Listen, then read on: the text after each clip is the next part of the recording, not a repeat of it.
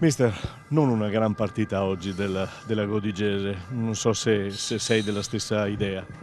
Nel momento in cui stiamo non stiamo benissimo, però secondo me abbiamo fatto quello che potevamo fare in questo momento. Abbiamo preso una traversa clamorosa nel primo tempo, ci sta girando un po' strana, però si può far meglio di sicuro.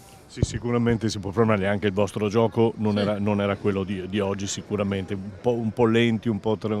Siamo in un momento dove veniamo da un momento difficile e dobbiamo fare tutto un po' meglio. Siete partiti così, poi bene, cioè, è un campionato che continua ad essere strano e difficile. Sì, a parte mi sembra Cavarzano, adesso non so i risultati aggiornati, però siamo tutti lì, siamo bene o male in 5 punti, quindi campionato difficile, lo sapevamo, e oggi era una partita difficile. Paradossalmente queste sono partite difficili perché loro si sono chiusi molto bene tra l'altro. Sì, si sono chiusi molto bene, abbiamo avuto le nostre 3-4 occasioni, anche qua nel finale, purtroppo non l'abbiamo buttata dentro, se no probabilmente si parlava anche di un'altra partita.